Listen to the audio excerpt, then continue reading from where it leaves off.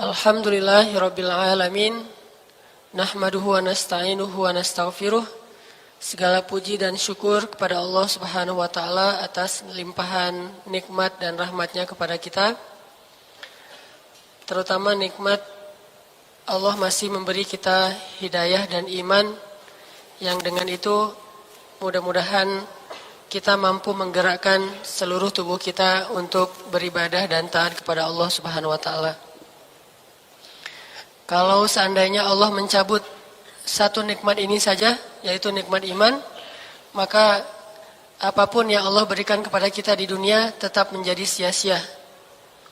Tetapi sebaliknya, kalau Allah berikan nikmat ini saja satu untuk kita, dan Allah cabut semua nikmat dunia, tetaplah hidup kita bahagia dan mudah-mudahan menjadi berkah. Ini kalau Allah kasih nikmat iman.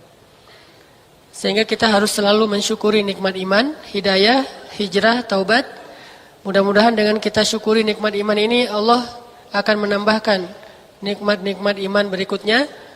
La in syakartum la azidannakum, atau liyazdadu imanan ma'a imanihim, supaya bertambahlah iman bersama iman mereka yang sudah ada di dalam hati. Jadi iman itu kayak rezeki, bisa bertambah, bisa berkurang. Dan kalau kita mau imannya bertambah, adalah dengan mensyukurinya. Sama seperti rezeki bertambah dengan mensyukurinya. Bentuk syukur terhadap rezeki dengan berbagi. Bentuk syukur dengan iman adalah dengan beramal soleh. Jadi kalau iman kita syukuri dengan taat, beramal soleh, yazdad, iman itu bertambah. Yazdadu bitta'ah wa yanqusu bil ma'siyah. Bertambah dengan ketaatan dan berkurang dengan dosa atau maksiat. Mudah-mudahan kita selalu bertahmid kepada Allah. Kalaupun hari ini merasa mungkin belum mendapatkan tambahan dalam rezeki, tapi setidaknya kita masih diberikan iman oleh Allah Subhanahu wa taala. Dan saya yakin selain nikmat iman, Allah sebetulnya setiap hari memberikan kita nikmat-nikmat yang tidak terhingga jumlahnya. Jadi alhamdulillah ala kulli hal. Kemudian yang kedua, salawat dan salam semoga terlimpahkan kepada kekasih kita, teladan kita, yang bukan hanya dengan ucapan kita memuji-muji beliau, tetapi juga kita berusaha terus meneladani Rasulullah SAW fis sarra wad dharra, dalam keadaan lapang ataupun dalam keadaan sempit, sehingga mudah-mudahan kelak di akhirat kita bisa bertemu dengan Rasulullah SAW. Teman-teman yang dirahmati Allah Subhanahu wa taala, pada malam ini kita akan membahas tentang hubungan akhlak dengan semua tema di dalam agama kita. Ternyata akhlak ini dalam Islam Allah titipkan dalam semua bab. Jadi kita bahas bab apapun dalam agama, dalam kitab-kitab fikih, tafsir, hadis, bab apapun ternyata di dalamnya Allah titipkan nilai-nilai akhlak. Sehingga seolah-olah tidak sempurna suatu urusan dalam agama kecuali urusan itu dibingkai dengan akhlak. Bab akidah ternyata di dalamnya ada akhlak. Bab ibadah ternyata di dalamnya ada akhlak. Bahkan bab jihad sekalipun yang identik dengan kontak fisik, ternyata di dalamnya ada akhlak. Bab pribadi, bab keluarga, bab dagang, sampai bab kepada budak, bahkan kepada hewan dan tumbuhan pun, ternyata di dalamnya ada akhlak. Bahkan sampai kepada bab marah saja, tetap ada nilai akhlaknya. Yang biasanya kalau marah mah udah marah aja, ternyata marah pun di dalam Islam ada bingkai akhlak. Sehingga tetap kita marah, kadang di suatu tempat, di suatu kondisi kita harus marah, cuman marah kita itu tidak boleh kehilangan kendali akhlak. Ini menunjukkan bahwa akhlak ini salah satu di antara tema Islam yang luar biasa pentingnya, sehingga siapapun yang mengabaikan akhlak dalam urusan hidupnya, berarti dia mengabaikan sebagian besar dari ajaran-ajaran Islam. Sama seperti iman, sama seperti ikhlas. Ngelakuin apapun harus ikhlas dan iman. Adegan apapun harus disertai dengan keimanan dan keikhlasan. Aktivitas apapun harus disertai dengan keimanan dan keikhlasan. Maka begitu juga dengan akhlak. Sehingga apapun yang kita lakukan kita harus bertanya, ini nilai moralnya apa? Unsur akhlaknya apa? Dan yang saya maksud dengan akhlak di sini adalah bermanfaat untuk orang lain. Kalaupun tidak bermanfaat untuk orang lain, minimal tidak mengganggu orang lain. Tidak menyusahkan orang lain. Tidak merugikan orang lain. Jadi kalau nggak bisa dalam satu aktivitas kita kasih manfaat buat orang lain, minimal aktivitas kita ini jangan sampai merugikan atau menyusahkan orang lain. Itulah nilai akhlaknya. Sehingga kita selalu tanya, bahkan kita beribadah pun kita harus tanya, ini ganggu orang lain nggak nih? Sampai beribadah, nanya ini ganggu orang lain nggak? Nanti kita bahas dalil ayatnya, dalil hadisnya, cerita-ceritanya. Ternyata di dalam ibadah aja yang kita harusnya tuh cuma mikirin dengan Allah doang. Oh ini kayaknya ibadahnya udah sesuai sunnah nih. Oh ibadahnya nih udah sesuai fikih. Oh ibadahnya nih insya Allah ikhlas. Berarti dengan Allah sudah benar. Masih harus buat satu pertanyaan lagi tentang ibadah saya nggak ganggu orang nggak ya? Sampai segitunya coba. Kalau ibadah kita mengganggu orang lain, kita perlu mengkondisikan lagi ibadah kita sampai dia tidak mengganggu orang lain. Baru ibadah itu ibadah yang diridhai Allah SWT. Sebegitu pentingnya pesan atau tema akhlak di dalam bab-bab ilmu agama Islam kita. Maka pada malam ini saya pengen sharing dengan teman-teman hubungan antara akhlak dengan semua bab di dalam agama, mulai dari bab yang paling penting yaitu bab akidah sampai kepada bab yang paling sepele yaitu bab interaksi kita dengan semesta seperti hewan ataupun makhluk yang lain. Coba kita awali dulu dengan membaca firman Allah yang sangat terkenal tentang akhlak Nabi yang ada di dalam surat Al-Qalam, surat 68 dari ayat pertama. Teman-teman bisa buka Al-Quran, surat Al-Qalam, surat 68 dari ayat pertama.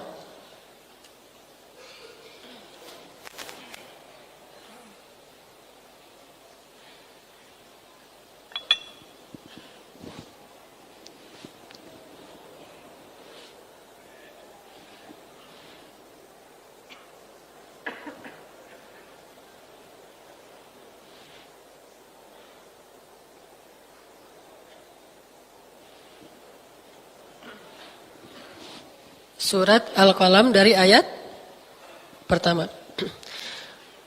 A'udzu billahi minasy syaithanir rajim. Mangga.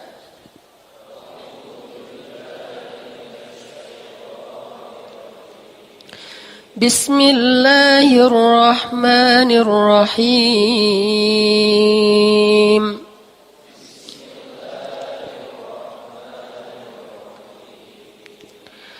Nun wal qalami wa ma yasturun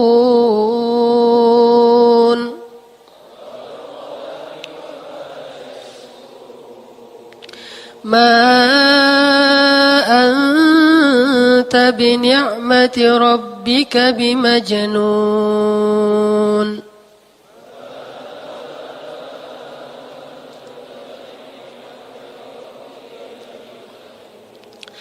Wa inna laka la ajran ghayra mamnun.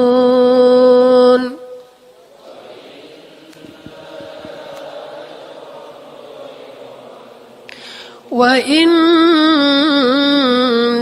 la'ala khuluqin 'azim.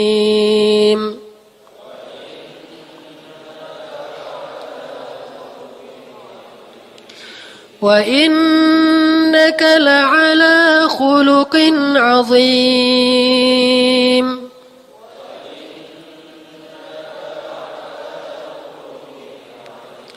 Wa innaka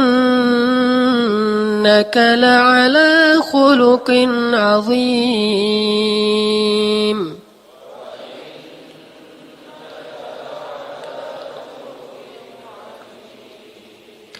فستبصر ويبصرون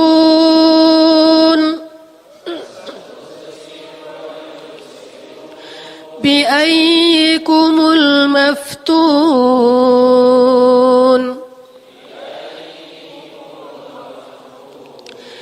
إن ربك هو أعلم بمن ضل عن سبيله وهو أعلم بالمهتدين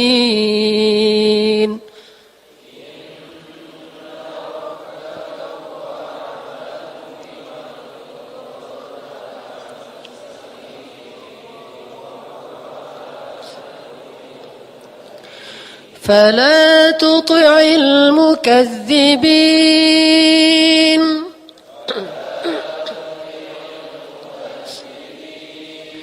ودوا لو تدهن فيدهنون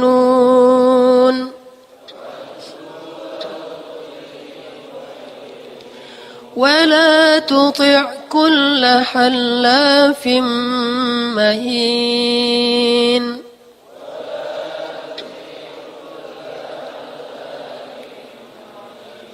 هماز مشاء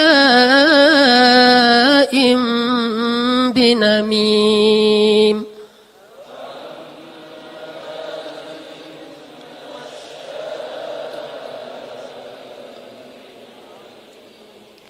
مناع للخير معتد أثيم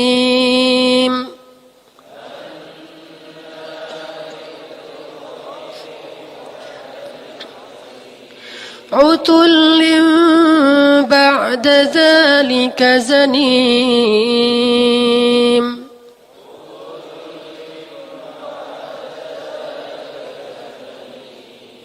أن كان ذا مال وبنين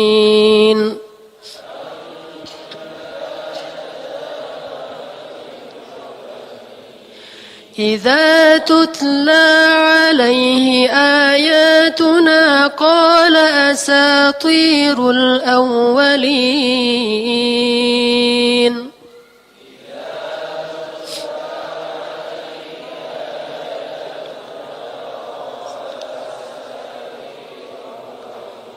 سنسمه على الخرطوم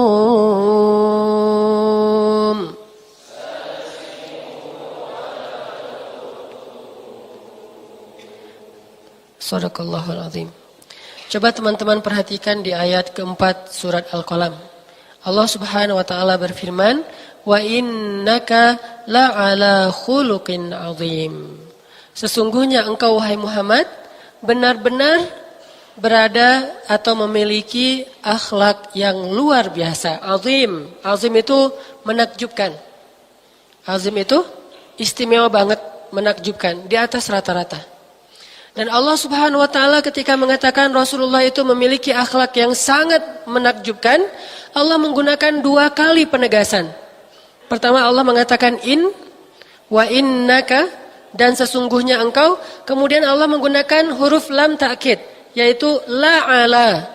Padahal Allah bisa saja mengatakan wa innaka ala khuluqin azim, atau wa anta la'ala khuluqin azim. Allah bisa saja memilih salah satu di antara huruf penegasan ini.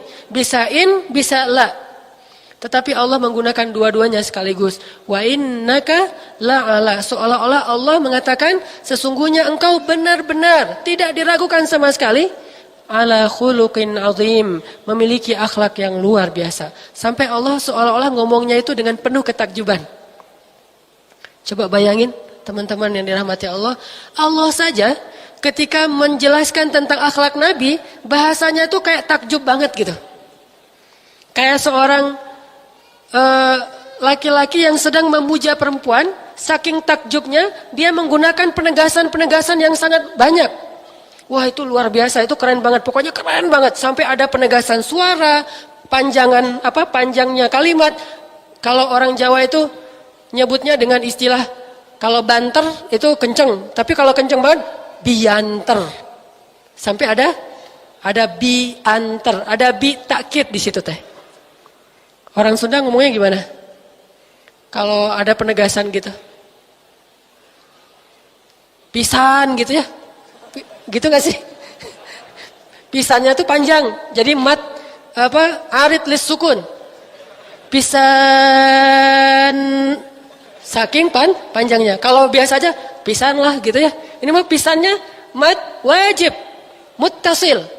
Jadi tidak ada mazhab kalau wajib muttasil kan semua riwayat membaca panjang. Kalau munfasil ada yang membaca panjang, ada yang membaca pendek. Misalnya ya ayyuhalladzina amanu in tuti'u.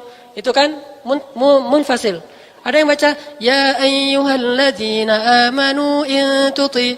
Kalau ini enggak ada lagi ikhtilaf. Semuanya bacanya panjang. Pisan. Wah. Ini berarti ada banget gitu. Kalau orang Jawa, biantar. Kalau enak tuh orang Jawa bilangnya enak. Tapi kalau enak banget, uena. Jadi ada u-nya dulu. Bukan enak tapi uena. Ini namanya takkid. Dalam bahasa Arab menggunakan huruf in dan kata in dan huruf la. Wa innaka pakai tasydid. Sama kayak Allah bilang ghairil maghdubi alaihim waladdallin. Udah do-nya panjang pakai tasydid pula. Itu artinya sesat banget. Itu maksudnya gitu. Bukan sesat. Kalau sesat doang dol. Tapi kalau sesat banget dolin. Jadi nggak boleh kita aduh saya mah malas buat panjang-panjang, biasa-biasa aja deh. Saya mah orangnya nggak mau berlebihan. Walau dolin, nggak boleh. Karena di situ yang dimaksud sesat banget. Begitu juga dengan ini. Wa innaka la'ala khuluqin azim. Udah ada kalimat azim, ditambah dengan lam, ditambah dengan in. Wah luar biasa. Jadi Allah kayak lagi takjub banget kepada akhlak Nabi. Allah kan maha hidup. Pernah ngelihat akhlaknya Nabi Adam, pernah melihat akhlaknya Nabi Nuh, pernah melihat akhlaknya Ibrahim, pernah melihat kesabaran Nabi Nuh terhadap istrinya, pernah melihat kesabaran Nabi Ayub dengan penyakitnya, pernah melihat kesabaran Nabi Lut kepada istrinya. Tapi Allah tidak pernah setakjub menggambarkan akhlak Rasulullah sallallahu alaihi wasallam. Kalau Allah mengatakan akhlak nabi-nabi yang lain, Allah enggak seperti ini banget. Ini kelihatan banget. Jadi kayak ada aura takjub dari Allah dengan mengatakan wa innaka la'ala khuluqin azim. Sesungguhnya engkau benar-benar memiliki akhlak yang sangat istimewa. Ini menunjukkan bahwa Allah Subhanahu wa taala sangat cinta kepada Rasulullah. Salah satunya adalah karena Rasulullah ini memiliki akhlak yang paling istimewa. Khuluqin jamaknya akhlak. Memiliki akhlak yang luar biasa. Jadi kalau kita bilang akhlak itu sebetulnya jamak. Kalau satu khuluq. Dan nanti kalau teman-teman perhatikan bahasa Al-Quran dengan tadabbur, kita akan melihat misalnya ternyata di paragraf ini Allah melarang kita untuk taat kepada dua jenis orang. Allah melarang kita untuk taat kepada dua jenis orang. Pertama jenis orang yang gak boleh kita taati itu ada di ayat ke-8. Fala tuti'il mukadzibin. Jangan taat kepada orang yang mendustakan. Yaitu yang tidak beriman. Jangan taat kepada orang yang tidak beriman. Maksudnya jangan ikutin orang-orang yang mendustakan agama Allah. Mendustakan ayat-ayat Allah. Mendustakan syariat Allah Subhanahu wa taala. Jangan ikutin mereka. Jangan teladani mereka maksudnya. Udah teladanilah Rasulullah. Jelas-jelas beliau itu hamba Allah, kekasih Allah, utusan Allah yang akhlaknya udah sempurna. Jadi kalian jangan kepancing dan jadi meniru akhlak-akhlak orang yang mukadzibin, yang mendustakan Allah Subhanahu wa taala. Mereka bukan teladan kalian. Jadi jangan tiru mereka, tapi tirulah Rasulullah sallallahu alaihi wasallam. Kalau meniru mukadzibin itu gimana? Sosok kritis kalau urusan agama, tapi kurang kritis kalau urusan yang lain.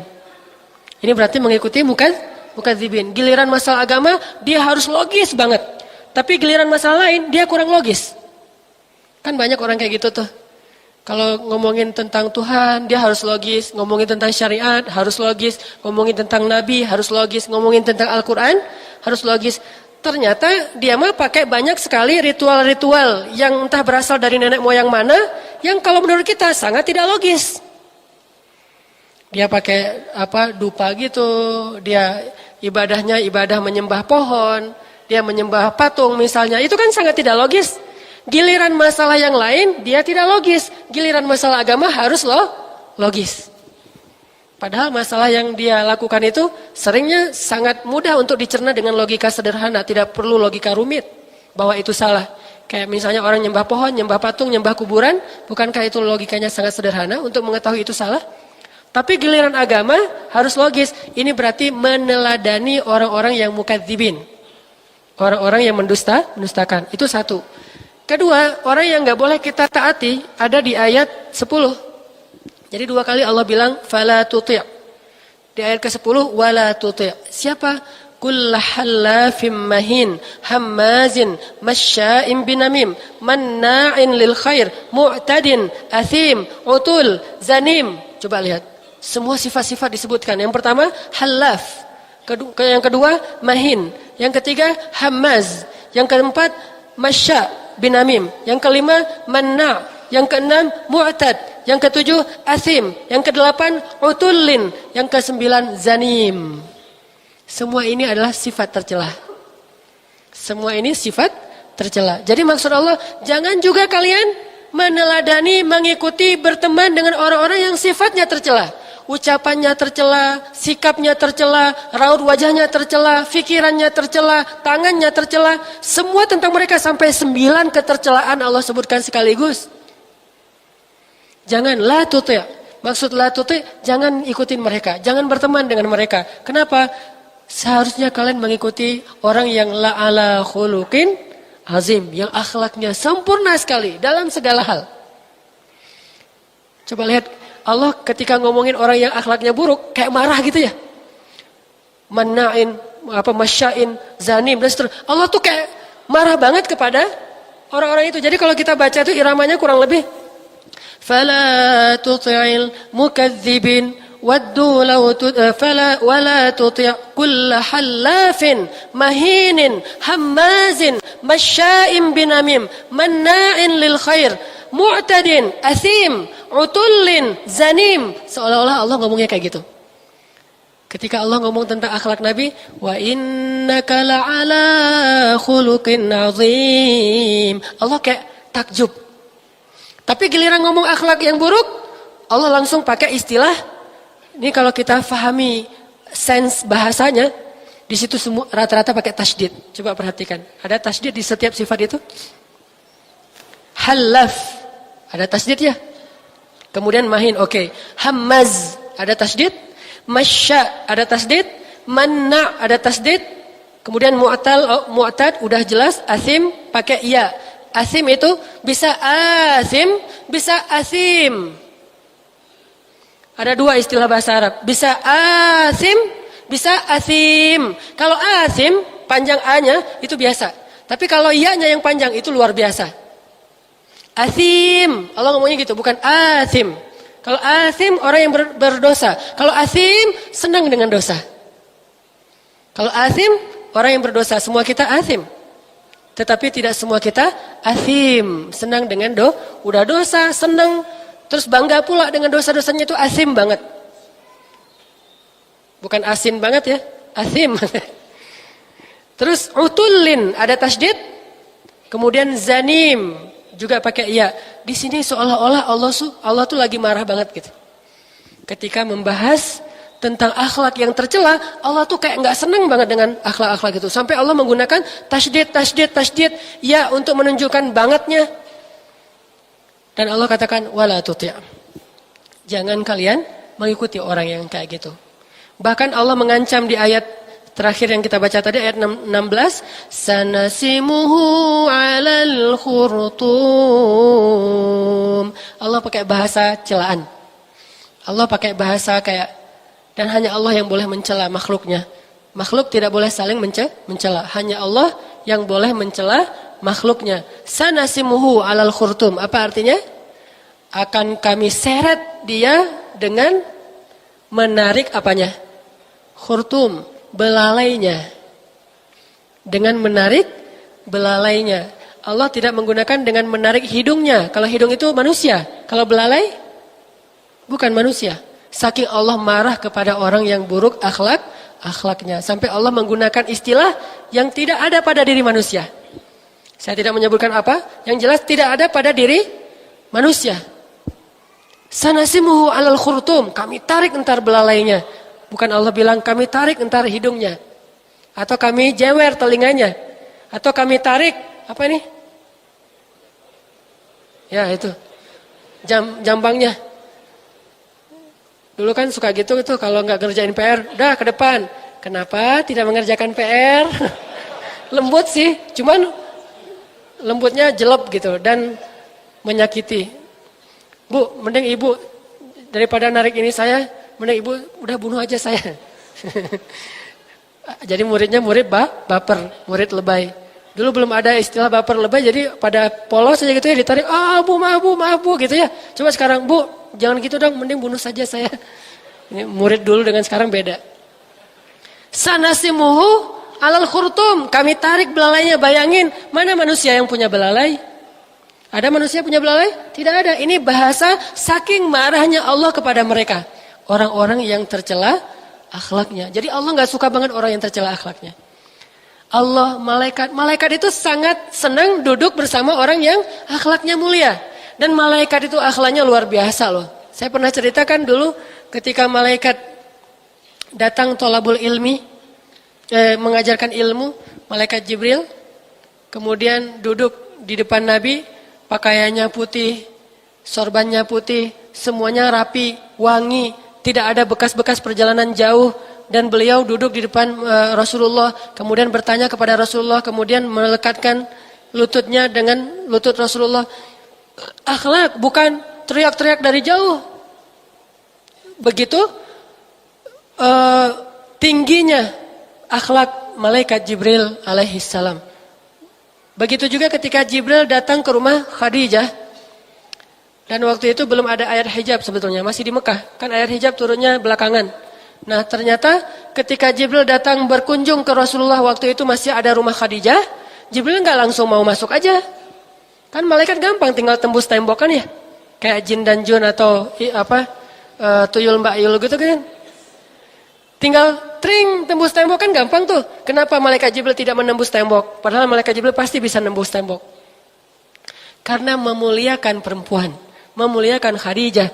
Jadi malaikat Jibril tetap tok tok tok. Ketuk pintu. Udah ketuk pintu, assalamualaikum. Belum terdengar suara assalamualaikum. Dan malaikat Jibril by the way, ketika ketuk pintu, beliau menghadap membelakangi pintu, bukan menghadap ke arah pintu. Jadi kalau kita ketuk pintu, jangan gini. Malaikat Jibril itu ketuk pintu by the way-nya gini. Assalamualaikum.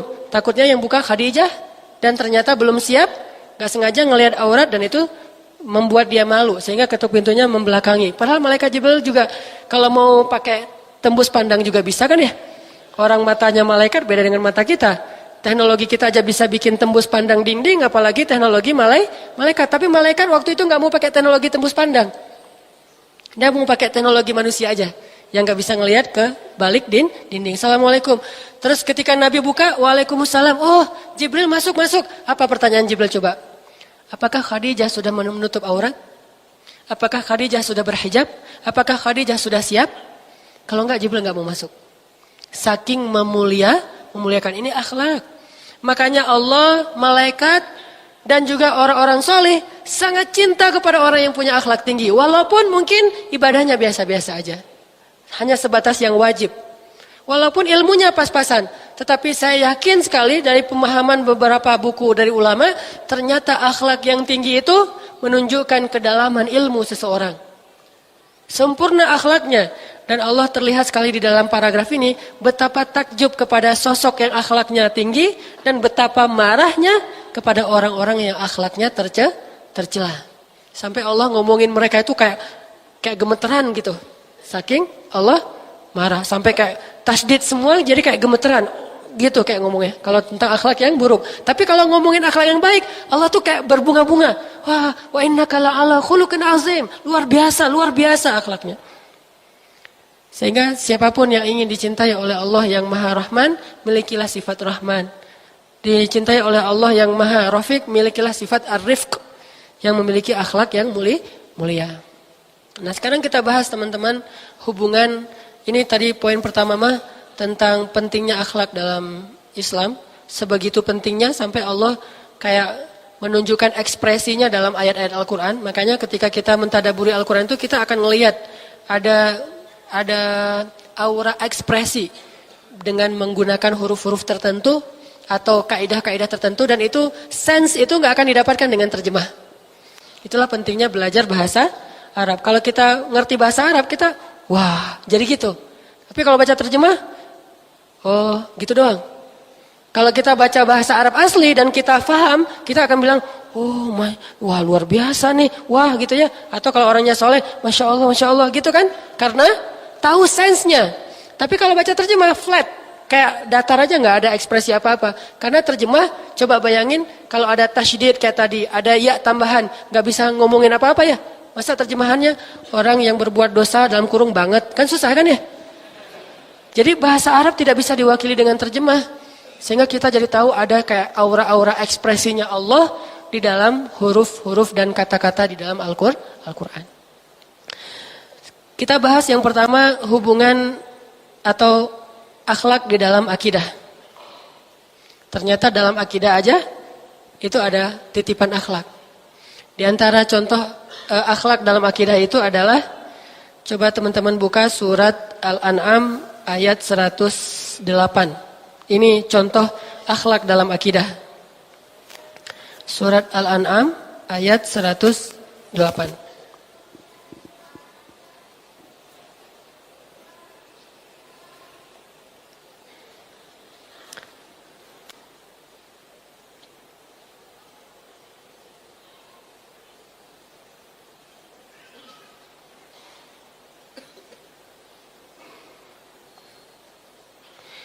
Sudah? Bismillahirrahmanirrahim.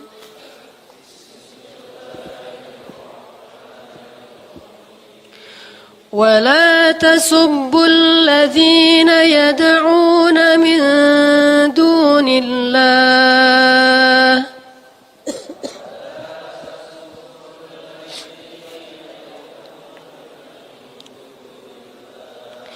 فيسبوا الله عدوا بغير علم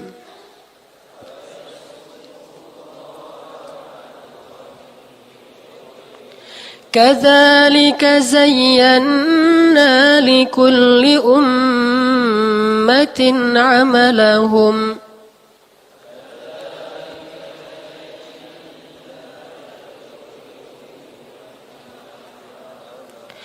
ثم إلى ربهم مرجعهم فينبئهم بما كانوا يعملون.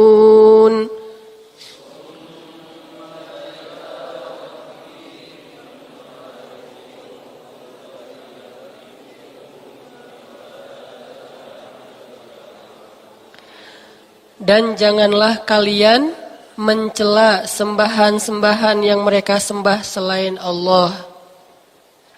Sembahan-sembahan itu benar apa salah? Salah. Menyembah patung, menyembah nenek moyang, menyembah batu, apapun selain Allah nggak ada yang benar kan ya? Karena satu-satunya sembahan yang berhak la ilaha illallah, cuma Allah doang yang ma'bud atau yang ilah, yang pantas disembah. Selain itu tidak ada yang pantas disembah. Semuanya salah, semuanya syirik, semuanya batil, semuanya keliru. Tetapi meskipun salah, keliru, nggak benar, Allah mengatakan la tasubbu, jangan celah. Jangan mencela Tuhan-Tuhan yang mereka sembah. Allah bahkan nggak menyebut Tuhan, sembahan-sembahan. Jangan mencela sembahan-sembahan mereka. Misalnya kita bikin karikatur mencela dewa-dewa orang agama lain. Itu nggak boleh malah dalam Islam. Kalau sembahan mereka aja nggak boleh dicela, padahal jelas-jelas nggak ada, jelas-jelas salah, apalagi yang menyembahnya. Kalau yang menyembahnya belum tentu selama-lamanya dia kayak gitu. bisa jadi suatu saat dia akan dapat hidayah, kemudian menjadi seorang hamba Allah. Itu apalagi lebih nggak boleh lagi dicela. Bahkan sembahannya aja nggak boleh dicela. Wala tasubbu, janganlah kalian mencela sembahan-sembahan yang mereka sembah selain Allah, karena nanti mereka akan mencela Allah bukan melampaui batas. Itu terjemahannya keliru. Aduan itu karena bermusuhan, karena terpancing. Jadi gara-gara kalian mencela Tuhan mereka jadi marah, akhirnya mencela Allah dan mereka tidak tahu. Bahasa Allah, mereka tidak tahu. Demikianlah kami jadikan setiap umat itu menganggap baik perbuatan mereka. Bagi agama lain, menurut mereka apa yang mereka lakukan baik atau salah? Baik. Karena Allah biarkan seperti itu, setiap umat itu memandang baik perbuatan mereka walaupun salah. Kemudian kepada Tuhan merekalah mereka kembali, lalu Dia memberitahukan atau menghisap kepada mereka apa yang dahulu mereka kerjakan. Ini jelas bab akidah. Dalam bab akidah aja ada akhlak, jangan mencela. Udah aja ngasih tahu bahwa Allah itu maha benar, bahwa Tuhan yang kalian sembah itu salah, tapi jangan memperolok-olok Tuhannya. Mengatakan Tuhan kalian itu salah, boleh, tapi memperolok-olok Tuhan itu tidak boleh. Ini akhlak yang luar biasa dalam Islam, bahkan dalam bab yang kayaknya agak-agak nggak nyambung dengan akhlak, tapi ternyata nyambung juga, ada juga nilai akhlak, yaitu di dalam bab akidah. Nanti kita bahas lagi dalam bab-bab yang lain, unsur-unsur akhlak dan juga teladan dari Rasulullah SAW dan prakteknya dalam kehidupan kita, insya Allah setelah selesai sholat Isya. Bismillahirrahmanirrahim. Teman-teman yang dirahmati Allah Subhanahu Wa Taala, tujuan dari pembahasan kita pada malam ini adalah gimana cara kita selalu menimbang-nimbang unsur akhlak dalam setiap aktivitas kita. Bahkan termasuk dalam masalah akidah kita dan juga ibadah kita. Kalau muamalah sudah pastilah ya. Muamalah kan emang hablum minan nas, hubungan dengan manusia. Udah pasti harus ada unsur akhlaknya. Tapi ternyata yang hablum minallah juga, yang hubungannya kita dengan Allah aja, di dalamnya ternyata juga ada unsur akhlak. Sehingga kita selalu coba menimbang-nimbang, jangan sampai gara-gara akidah kita kehilangan akhlak. Gara-gara ibadah kita kehilangan akhlak. Dan gara-gara pengen menjadi orang yang secara muamalah itu eksis, juga kehilangan akhlak. Jadi gara-gara akidah kehilangan akhlak banyak. Salah satunya tadi, begitu semangat akidahnya tinggi, akhirnya mencela Tuhan-Tuhan yang tidak benar dari sembahan-sembahan orang lain misalnya. Ini kan gara-gara semangat tinggi. Dia la ilaha illallah, tidak ada Tuhan yang patut disembah selain Allah. Berarti semua ini tidak patut disembah. Maka saking semangatnya dia celah satu-satu. Dia bikin karikatur, dia bikin kalimat-kalimat, caption, komen, apapun yang sifatnya mencela sembahan-sembahan orang lain. Ini saking semangatnya. Benar semangat itu, tapi salah karena tidak dibingkai dengan akhlak. Jadi ada orang gara-gara akidah kehilangan akhlak, ada. Ada juga yang gara-gara ibadah kehilangan akhlak. Ini lebih banyak. Gara-gara ibadah kehilangan akhlak, ini lebih banyak lagi. Terutama kalau teman-teman pergi umroh dan haji. Ini kan ibadah yang luar biasa ya. Tapi justru saking pengen taatnya, saking pengen dapat fadilah yang besar, malah mengabaikan unsur-unsur akhlak. Ini banyak sekali. Dan juga dalam mencari keutamaan dalam muamalah, pengen eksis, pengen banyak followers, pengen bikin heboh, pengen terkenal, pengen kaya, pengen banyak teman, akhirnya juga kehilangan unsur akhlak. Ini yang kita hindari. Jadi tujuan dari pembahasan kita malam ini yang humanity dan morality adalah coba kita selalu menimbang-nimbang dua hal dalam aktivitas hidup kita. Satu, ini berpahala nggak di sisi Allah? Itu yang pertama kita tanya. Yang kita lakukan ini berpahala nggak di sisi Allah? Setelah kita bertanya itu, kemudian pertanyaan kedua, ini bermanfaat nggak untuk orang lain? Kalau nggak ada manfaat, minimal ini ganggu orang lain nggak sih? Menzalimi orang lain nggak sih? Nyusahin orang lain nggak sih? Minimal itu. Berpahala nggak di sisi Allah? oke berpahala. Alhamdulillah. Berarti ada satu pertanyaan lagi nih. Belum tentu juga yang kita anggap berpahala ternyata udah benar. Pertanyaan kedua supaya lebih utuh, tanya, ini ada manfaatnya enggak untuk orang lain? Kalau enggak ada, tanya lagi, atau minimal ngerugiin orang lain enggak? Nyusahin orang lain enggak? Kalau enggak ada, maka insya Allah ini sudah sempurna. Dua hal ini harus jadi pertimbangan kita. Ini pola pikir yang sangat sederhana, tetapi ini terus dipakai dalam kondisi apapun. Termasuk dalam dakwah. Kita berdakwah nih, ini berpahala enggak ya? Insya Allah, namanya berdakwah kan ya? Insya Allah, namanya orang berdakwah, siapa yang menunjukkan kepada jalan kebaikan, maka dia dapat pahala dari orang yang melakukan kebaikan. Sampai Nabi mengatakan, jika ada orang yang Allah beri hidayah lewat kamu, itu lebih baik daripada dunia dan seisinya. Lebih baik daripada dunia dan seisinya. Berpahala, tapi tanya dulu, pertanyaan kedua. Dakwah ini memang berpahala, tapi dakwah saya ini bermanfaat enggak buat orang lain? Jangan-jangan kita berdakwah bukan bermanfaat, malah memecah belahkan. Belum tentu yang berpahala itu bermanfaat, karena bisa jadi yang berpahala kalau ditempatkan di satu tempat yang tidak layak atau tidak pantas, tidak pada tempatnya, maka itu justru mengurangi manfaat, bahkan memunculkan mudarat. Malah memecah belahkan. Kayak kita nge-broadcast hadis. Hadisnya sahih, tapi pemahamannya dhaif. Ini banyak nih. Saya pernah bilang hadis dhaif dengan pemahaman sahih itu lebih aman daripada hadis sahih dengan pemahaman dhaif. Saya ulangin, hadis dhaif dengan pemahaman yang sahih itu lebih aman daripada hadis sahih dengan pemahaman yang dhaif. Contohnya, bahkan hadis yang palsu. Kalau palsu hadis bukan hadis. Kalau dhaif masih hadis. Walaupun dhaif tapi masih hadis. Dan kata para ulama, hadis dhaif itu lebih utama daripada ucapan-ucapan para ulama. Jadi kalau quote dari para ulama aja kita copy paste, kita share, apalagi hadis dhaif.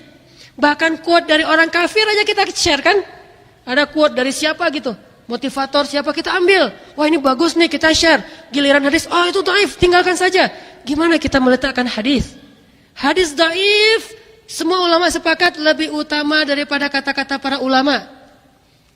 Dan dia boleh dipakai dengan syarat tidak bertentangan dengan hadis sahih. Cuma itu syaratnya. Tidak bertentangan dengan hadis sahih. Kalau tidak bertentangan, enggak masalah, sebagai motivasi, penyemangat. Sehingga hadis dhaif, bahkan hadis palsu, bagi orang yang pemahamannya sahih masih aman ketimbang hadis sahih bagi orang yang pemahamannya dhaif. Kalau orangnya pemahamannya sahih, begitu hadisnya palsu, dia akan bilang jangan pakai, ininya palsu. Pemahamannya sahih kan? Hadisnya dhaif, oh enggak apa-apa kita pakai karena enggak bertentangan dengan hadis sahih. Lagian ini juga baik, bagus. Tapi hadis sahih dengan pemahaman yang dhaif malah bahaya. Hadisnya maksudnya ini, dia maksudnya yang lain. Salah faham, salah tangkap. Sehingga tetap dakwah pun sekalian, walaupun berpahala di sisi Allah, kita harus tanya unsur, bermanfaat enggak nih untuk orang lain? Kalau tidak ada manfaat, minimal ini membahayakan enggak nih? Merugikan enggak? Menyusahkan enggak? Meresahkan tidak dakwah saya? Kalau meresahkan, maka kita harus memikirkan tentang how to yang lebih layak, lebih pantas sehingga memunculkan manfaat. Akidah, ibadah, dakwah, muamalah, jihad, dan semua unsur dalam agama kita, di dalamnya harus selalu kita tanya, ini ada manfaatnya enggak ya? Kalau enggak ada manfaatnya, tapi minimal manfaatnya mungkin buat kita sendiri, enggak ada manfaat buat orang lain, maka minimal kita bertanya, tapi ganggu orang enggak ya? Itu. Ini baru akhlak. Ini nyusahin orang enggak ya? Ini bikin dia sedih enggak ya? Apalagi ke orang tua. Kadang-kadang kita berdakwah, dalil-dalil kita sih benar, cuman gara-gara dalil-dalil itu bikin orang tua kita sedih dan terluka. Berarti bukan dalilnya yang salah. Kearifan, kebijaksanaan dan akhlak kita yang salah dalam membawa dalil-dalil yang benar. Sehingga Ali bin Abi Thalib menyebutnya dengan istilah kalimatul haq urida bihal batil. Kalimat yang benar tetapi difahami secara batil. Selalu harus tanya unsur ini, unsur akhlak setelah unsur iman dan akidah. Pastinya iman dan akidah nomor 1, enggak pernah tergantikan. Tapi bukan berhenti di situ aja, harus disempurnakan dengan bertanya unsur akhlaknya ada nggak nih yang positif. Kalau nggak positif pun minimal nggak negatif deh. Ya flat gitu aja, nggak bermanfaat juga, nggak ngerugiin juga, cuma buat diri sendiri, masih aman. Akidah. Janganlah kalian mencela sembahan-sembahan mereka sehingga mereka jadi marah lalu mencela Allah tanpa mereka fahami. Ini akhlak. Nanti ada lagi hadis atau ayat juga ada misalnya la ikraha fiddin. Enggak boleh maksa-maksa dalam urusan agama. Bayangin dalam urusan agama, bukankah Allah mengatakan innad dina indallahil Islam wa man yabtaghi ghairal islami dinan falan yuqbala min. Sesungguhnya agama yang Allah ridhoi cuma Islam. Siapa yang mencari kebaikan di lain Islam, Allah tidak akan menerima. Beramal soleh apapun kalau enggak dalam Islam, Allah tolak. Berarti Islam paling benar kan? Dan kita yakin itu 100% Islam paling benar. Yang lain semuanya salah. Nasrani salah, Yahudi salah setelah datang Islam ya. Sebelum datang Islam, Nasrani itu agama Nabi Isa. Yahudi itu agama Nabi Musa. Tapi begitu datang Islam, Nasrani salah, Yahudi salah. Apalagi selain agama Samawi. Buddha, Hindu dan seterusnya, menurut orang Islam, menurut kita yakin itu salah. Tapi walaupun mereka salah dan kita benar, la ikraha fiddin. Gak boleh paksain orang masuk agama kita yang pasti benar. Terus kalau din aja gak boleh, apalagi mazhab. Agama Islam yang udah pasti benar, gak boleh paksain orang ikut kita, apalagi mazhab yang belum tentu benar, karena ikhtilaf di antara ulama. NU, Muhammadiyah, Salafi, Ikhwan, Tablik, apalagi banyak kan ya. Kalau fikih mah Syafi'iyah, Malikiyah, Hanabilah, Hanafiyah dan seterusnya. Agama Islam aja yang Allah udah menjamin pasti benar, la ikraha fiddin. Jangan paksain orang masuk agama Islam. Termasuk memaksa itu apa? Kalau ada orang non muslim sakit atau miskin, lapar, minta makan kepada kita, mau berobat dan minta bantuan kepada kita, terus kita mau bantu dia dengan memberi syarat. Pak, masuk Islam baru saya bantu. Kalau Bapak nggak masuk Islam, saya nggak akan bantu. Itu termasuk ikrah. Ulama mengatakan itu termasuk maksa, nggak boleh kayak gitu. Kalau mau bantu, bantu aja. Nggak boleh masang-masain harus syarat masuk Islam, itu nggak boleh dalam Islam.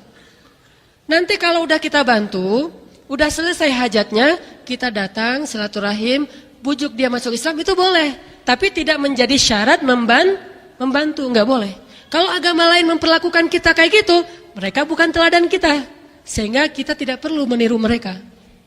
Kalau agama lain kan beberapa ada yang model dakwahnya itu membantu dengan syarat tanda tangan pindah agama kan ya.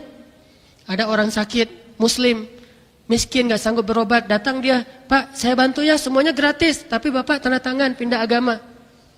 Itu mereka, dan mereka bukan teladan kita. Sehingga tidak perlu kita tiru. Wah mereka kok boleh kayak gitu, masa kita nggak boleh? Mereka bukan teladan kita. Teladan kita Rasulullah SAW. Tetap kita nggak boleh. Giliran nanti mereka kayak gitu, kita nggak perlu balas. Wah kemarin muslim digituin, sekarang saya gituin juga. Nggak perlu. Kalau kita mau bantu, bantu aja. Bolehkah kita membantu mereka walaupun beda agama? Bukan cuma boleh, sangat boleh. Yang nggak boleh membantu orang yang memerangi Islam. Bukan orang yang beda agama dengan Islam, tapi memerangi Islam. Seperti orang Syiah di Suriah misalnya, seperti orang Yahudi Bani Israel di Israel misalnya, itu memerangi Islam, nggak perlu dibantu.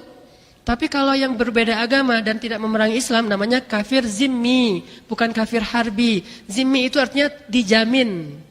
Zimmah, orang Arab pasti ngerti banget istilah zimmah. Dijamin, hidupnya dijamin, hartanya dijamin, darahnya dijamin, kesejahteraannya dijamin, dilindungi zimmi itu. Sehingga bahkan menjadi kewajiban kita kalau kita mampu nolong dia, untuk menolong dia. Gak boleh dalam Islam. Lihat unsur akhlaknya. La ikrah. Terus kalau gitu gimana caranya? Bujuk. Orang yang sedang dibujuk hatinya untuk masuk Islam disebut mu'allaf. Bukan orang yang udah masuk Islam ya. Itu mah istilah Indonesia banget. Dia mah mu'allaf padahal udah masuk Islam 10 tahun yang lalu. Tapi masih dibilang mu'allaf. Itu sebetulnya gak pas. Dan kita mulai sekarang yang udah ngaji ini ganti istilah itu. Kalau orang udah masuk Islam karena kerelaan hatinya, dia muslim, bukan mu'allaf. Jadi mentang-mentang kita Islamnya dari lahir, kita Muslim. Dia mah mu'allaf. Jadi beda level. Gak ada itu. Bisa jadi dia lebih Muslim. Kita yang masih mu'allaf. Sholat karena ada masalah lagi ngecengin siapa. Itu mu'allaf itu. Kenapa taklim? Saya lagi ngecengin itu. Mu'allaf. Berarti banyak taklim-taklim para mu'allaf. Kenapa taklim di sana? Wah, saya kemarin pas di tangga gak sengaja ngelihat ada yang, wah kayaknya gua banget gitu. Berharap dia datang lagi. Saya tandain sih warna sendalnya. Jadi begitu masuk ke masjid lihat dulu ada nggak sendal dia. Kalau nggak ada pulang lagi gitu ya. Ternyata orangnya ada, cuma masukin sendal ke masjid pakai kresek. Gagal deh ya ngecengin seseorang. Nah ini orang mu'allaf nih, masih dibujuk hatinya untuk melakukan amal soleh. Sedangkan Muslim yang dengan kesadaran, walaupun baru 1 hari dia masuk Islam, dia namanya Muslim, bukan mu'allaf secara bahasa Arab. Dan dalam fikih juga kayak gitu. Makanya orang yang mau masuk Islam itu nggak dipaksa, tetapi dibujuk. Limu'allafati qulubuhum, orang yang hatinya sedang dibujuk. Artinya belum mantep atau malah belum masuk Islam.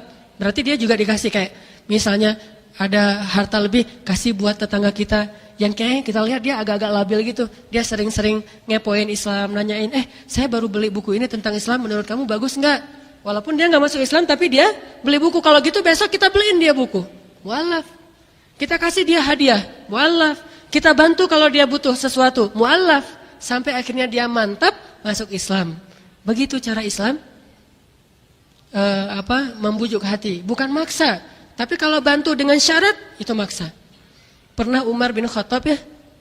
Mungkin teman-teman yang nonton film serial Umar itu, yang 30 seri itu, tahulah adegan suatu hari ketika Umar jadi presiden, Amirul Mukminin, ada seorang nenek minta uang kepada Umar dari anggaran Baitul Mal.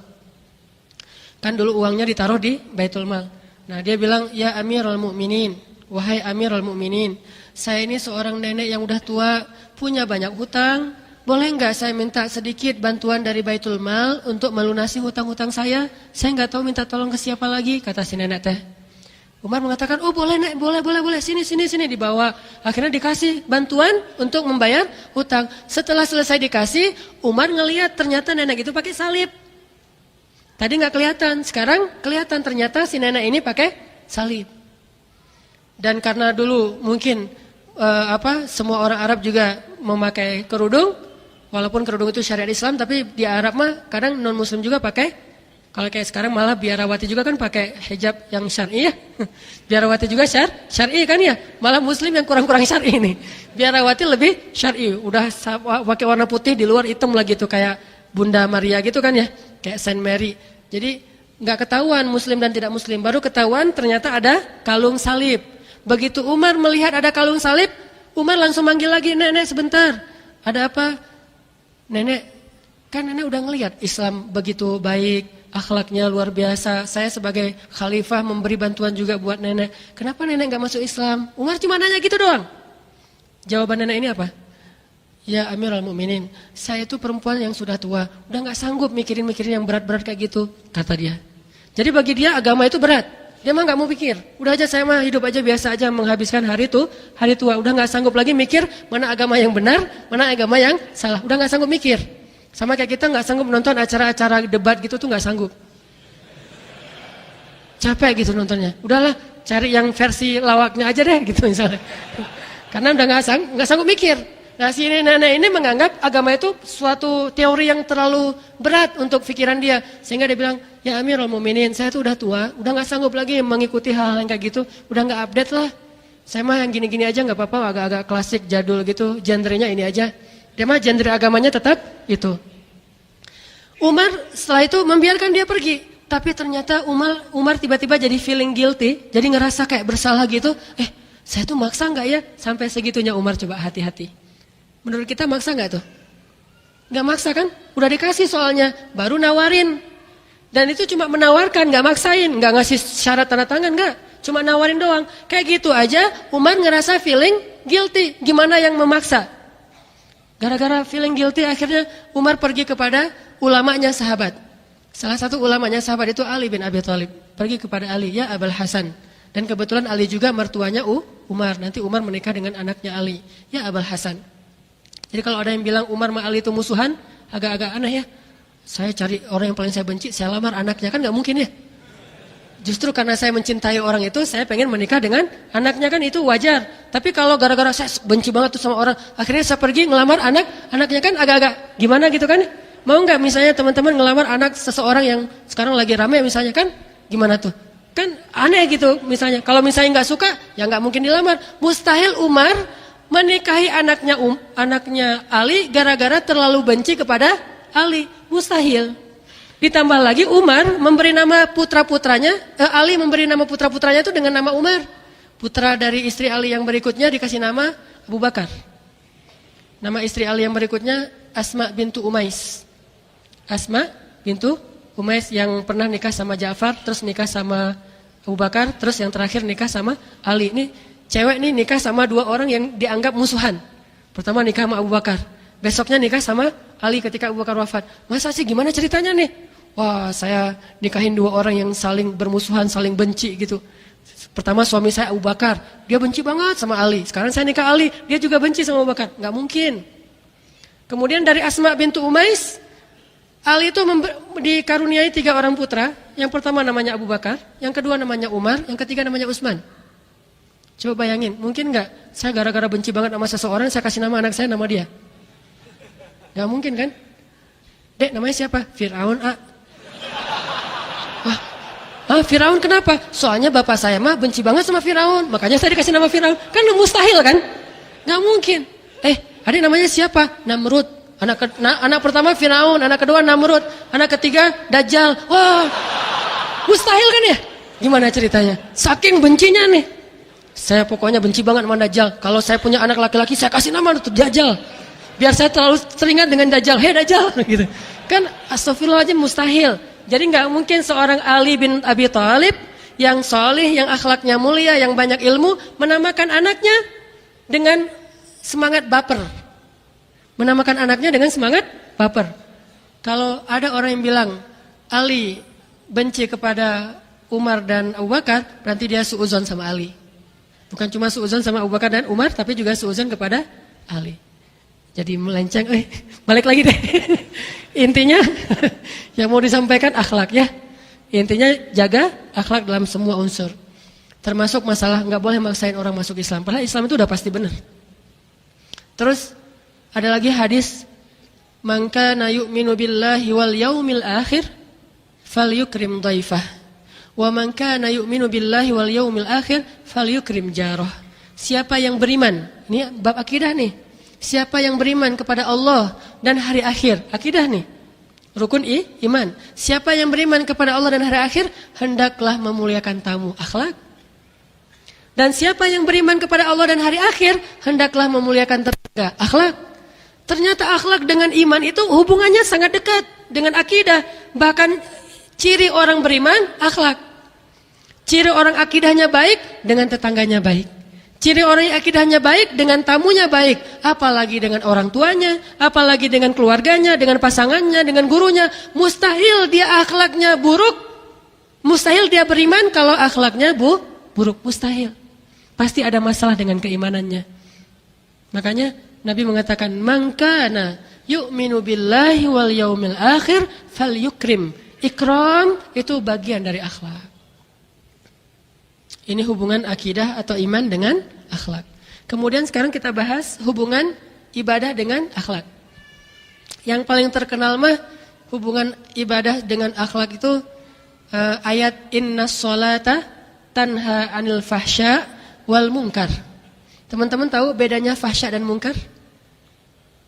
Sama-sama dosa nih. Fahsya itu dosa, mungkar itu dosa. Bedanya apa? Kalau fahsya itu dosa yang menghinakan diri sendiri. Itu fahsya. Yang menghinakan diri sendiri. Kalau mungkar, dosa yang merugikan orang lain. Itu mungkar. Makanya ta'muruna bil ma'ruf wa tanhauna 'anil munkar. Bukan wa tanhauna 'anil fahsya. Gimana melarang diri dari dosa? Enggak. Kalau diri sendiri mah belajar memperbaiki. Kalau orang lain mencegah. Makanya ada dosa fahsya, ada dosa mungkar. Kalau dosa fahsya, merugikan diri sendiri, menghina diri sendiri, merendahkan diri sendiri, itu fahsya. Kayak misalnya minum khamar, itu fahsya. Orang lain gak rugi sebelum dia menjadi pengganggu masyarakat. Kalau cuma minum khamar terus jadi ketiduran di jalan sendiri di trotoar karena teler gitu, itu fahsya. Tapi kalau udah mengganggu orang lain, membunuh, mencuri, merampok, atau orang yang teler kemudian ganggu orang di jalan dan seterusnya, itu namanya mungkar. Kedua-duanya kerusakan moral. Sehingga sholat harusnya memperbaiki moral. Hubungan ibadah dengan akhlak. Jadi kalau akhlak kita belum baik, pasti sholat kita belum benar. Belum sempurna. Ternyata benarnya sholat itu jangan hanya diukur dari angle fikih. Fikihnya sih udah sholat dengan sifat sholat Nabi banget tuh. Secara fikih, sholat kita tuh sifat sholat Nabi. Takbirnya, wah yakin banget gitu. Sampai niat aja tuh gak jadi, belum. Belum. Berkali-kali gitu. Saking pengen bener sholatnya ya. Orang udah selesai Al-Fatihah, dia harus niat dulu belum beres-beres. Pas Allah. Berat banget. Jadi dia takbir itu kayak orang lagi tenaga dalam gitu deh. Udah lama. Saking teliti dalam urusan, dan kita husnuzan orang kayak gini berarti insya Allah dia mah sangat menghargai Allah dan sangat hati-hati berhadapan dengan Allah, dan itu mah pilihan masing-masing. Kalau saya nggak kayak gitu, bukan berarti saya lebih baik dari dia. Cuman kadang-kadang saya juga agak lucu gitu. Di sebelah saya ada yang kayak gitu, saya jadi lagi sholat. Jadi sholat saya nggak benar gara-gara kayak gitu tuh. Allahu Akbar. Saya sok-sok cool gitu sholatnya ya. So sick gitu kan ya. Allahu Akbar. Terus sebelah Allah. Batal deh gua sholatnya. Atau di sebelah pas tahiyat. Wah, jadi ramai kan. Padahal itu sunnah. Ada yang mazhabnya gini-gini, ada yang mazhabnya sekali-kali doang. Sesuai dengan denyut nadi gitu deh. Oh, berarti dia tenang sholatnya. Ada yang kayak gitu. Ada yang sekali terus naik udah segitu aja. Ada yang gini terus gini. Ini mah terserah fikih lah itunya. Saya nggak tahu juga mana yang paling benar. Cuma saya ngambil yang salah satunya gitu. Tapi ada juga kadang-kadang sampai bunyi tok tok tok tok tok. Wes, dahsyat nih, semangat banget nih, luar biasa. Ini namanya fikih, nggak masalah. Mau dia gini-gini, mau dia gini doang, mau dia gini, mau gini. Yang penting bukan gini kan ya. Sholat sah. Wis, red gitu ya. Killing it, so sick. Kalau anak-anak surfing mah, wis, so sick man. Wis, sholat gini. Kan yang penting keren Ustaz. Sholat kan menghadap Allah yang enggak boleh. Nauzubillah, apalagi kayak gini kan ini atau gini, ini. Nauzubillah. Ada yang wis, ini sholat punk rock gitu. Wis, enggak boleh. Tetap aja gini, tinggal masalah ini aja doang. Mau berapa kali? Itu fikih. Udah sempurna, udah ininya sempurna, udah takbirnya udah keren banget, meletakkan tangan. Kalau di Saudi itu ada yang kayak gini, ada yang kayak gini, ada yang kayak gini, ada yang sampai begini. Wah, ini kan mazhab nih, semuanya serius dalam urusan fikih teh. Ada yang Allahu Akbar, santai bro. Jadi salatnya Wallace. Ada yang Allah, pas dia di atas pusar kan ya. Kalau ada yang kakak saya tuh kalau salat tuh gini, wis, kayak mau apa gitu ya. Kok gitu kak? Enggak, sakit jantung saya. Ada yang kayak gitu, saking telitinya dalam fikih. Ini insya Allah masing-masing punya dalil dan kita hargain. Cuman satu hal, jangan menganggap bahwa itu sudah sempurna kalau secara fikih sudah benar. Lihat dulu efeknya kepada akhlak. Kalau fikihnya udah keren banget, takbirnya udah mantap banget, tasyahudnya udah luar biasa, tapi akhlaknya begitu selesai sholat dengan orang lain tuh gaya sombong gitu. Saya kayaknya yang paling sifat sholat Nabi itu yang paling mirip dengan Nabi kayak saya nih. Kayak udah pernah ketemu Nabi aja. Ya teman sebelah kanan kiri dia tuh menurut dia nggak pernah belajar sifat sholat Nabi, jadi kalian mah sholat masih amatiran. Saya mah udah profesional. Sholat amatiran, dia yang pro gitu ya. Sholat pro mah gini nih, sholat pro nih. Lihat orang pro mah biasanya santai tapi benar. Kalau yang amatiran heboh sendiri tapi nggak benar gitu kan. Amatiran mah gitu ya. Ini sombong. Berarti sholat dia belum sempurna karena tidak memperbaiki akhlak. Apalagi kalau ada orang tua, kan ada mazhab orang tua ya, mazhab klasik gitu deh. Kalau lagu mah yang hujan turun gitu ya. Itu mazhab klasik gitu orang-orang tua. Nah ada yang mazhab yang hujan turun lagi di bawah payung hitam. Ternyata habis sholat, biasanya mungkin kalau orang dulu menganggap memang bukan fikih, tetapi kayak budaya yang positif lah ya, salaman kanan kiri. Dia karena ngerasa, saya kan udah banyak baca hadis, saya mah sunnah banget lah. Begitu ada yang orang tua, gini malah orang tuanya, kakek-kakek usia 70 tahun, dia masih 17 tahun. Yang satu 70 tahun, dia 17 tahun, gaya. Pas disalamin sama kakek-kakek, wah ini sholatnya belum memperbaiki akhlak. Kakek-kakek ini, gak usah ngomongin sunnah di situ, karena tidak ada yang melanggar sunnah. Omongin bab ikram, memuliakan orang yang lebih tua dari kita. Kalau sesama teman mungkin pas diginiin, tar aja. Boleh sama teman. Atau pas diginiin sama dia, gaya-gaya anak skate gitu deh. Apa bro? Oh ya. Atau bro gitu. Boleh aja deh sama temannya, tapi sama kakek-kakek. Bro sis. Ada kakek-kakek, Assalamualaikum warahmatullahi. Assalamualaikum warahmatullahi. Sampai kadang-kadang ke belakang gitu kan ya. Wes, semuanya disalamin. Saking mulianya hati beliau kan, pengen maaf-maafan, mungkin semuanya ada dosa nggak disengaja, tadi lagi jalan kesenggol atau apalah, wah semuanya selesai. Nah pas sampai di sebelahnya, yang sebelah paling ininya udah muter sampai sebelah sini, wih ini luar biasa akhlaknya. Saya nggak ngerti, belajar sunnah kok akhlaknya gini, berarti sholatnya tidak memperindah akhlak. Harusnya ya kayak nanti kalau emang menurut kita itu penting banget untuk dibahas, mau dibahas kata si kakek teh. Ya kek mau dibahas. Akhirnya ya udah yuk kita di luar aja kata si kakek. Wah, ngeluarin jurusnya dalil masing-masing. Ini punya dalil, ini punya dalil, keluarin jurus MMA lah. Mixed martial art jadinya. Udah aja lah kalau kakek-kakek yang mau salaman, hormati dia sebagai orang tua kita. Dan dulu kan ada nasihat ulama, kalau kita ketemu orang tua, kita anggap bahwa dia lebih duluan beramal soleh daripada kita. Kalau ketemu anak muda, kita bilang kita lebih banyak dosa daripada dia. Kalau ngelihat ada orang lebih tua, kita anggap dia lebih duluan beramal soleh daripada kita. Amalannya lebih banyak. Kalau ke anak muda, yang lebih muda dari kita bilang kita lebih banyak dan lebih duluan buat dosa daripada dia.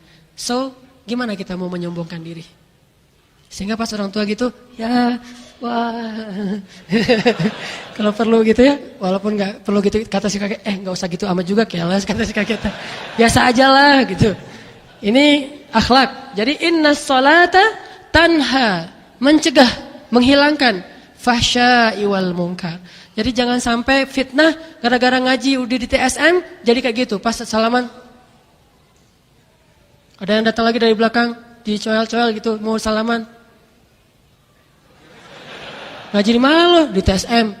Saya pernah ngajarin kayak gitu. Orang saya juga kalau disalamin orang tua saya gitu-gitu deh, sok tawadu gitu. Tawadu aja pakai sok gitu ya. Wes. Tapi nggak akan duluan karena saya nggak nganggap itu sebagai rutinitas yang perlu, tapi sangat menghargai kalau ada yang kayak gitu. Jadi saya nggak akan ngeduluin ini, semuanya silakan satu-satu gitu. Apalagi modelnya gini, mangga, menganggap dirinya suci. Ntar dulu, pakai parfum dulu, silakan satu-satu. Nggak gitu-gitu amat. Tapi kalau ada yang nyodorin duluan, ya saya hargai ya gitu. Intinya akhlak di atas masalah pemahaman fikih kita. Terus ayat cerita tentang hubungan ibadah dengan akhlak yang lain, yang paling indah juga adalah ibadah Rasulullah SAW. Kan ada cerita tuh Rasulullah lagi sholat, biasanya Rasulullah tuh kalau ngimamin sholat bacaannya panjang. Tapi suatu hari Nabi ngimamin sholat pas lagi mau baca panjang, kayak kalau kita mah udah mulai alif lam mim gitu kan ya, kayaknya nih bakalan panjang nih. Alif lam mim. Langsung ruku gitu. Oh, kenapa ruku? Rasulullah pernah kayak mau baca ayat yang panjang gitu, tiba-tiba kepotong di tengah jalan, langsung ruku dan sujud dan selesai. Ketika selesai sholat, sahabat agak-agak penasaran gitu nanya, ya Rasulullah, ada musibah atau ada kejadian apa ya Rasulullah kok tiba-tiba mempercepat sholatnya, nggak kayak biasanya? Kata Rasulullah, ya tadi ketika saya sholat pengen baca ayat yang panjang, tiba-tiba mendengar seorang anak menangis di belakang. dan saya khawatir menyusahkan ibunya sehingga saya mempercepat sholat saya. Lihat akhlak Rasulullah. Bukan cari kepuasan pribadi. Wah, saya mah 1 juz lah kalau sholat mah. Kalau kalian nggak sanggup, udahlah kalian sholat di tempat lain aja. Di sini mah untuk orang-orang yang hebat, untuk orang-orang yang hafiz.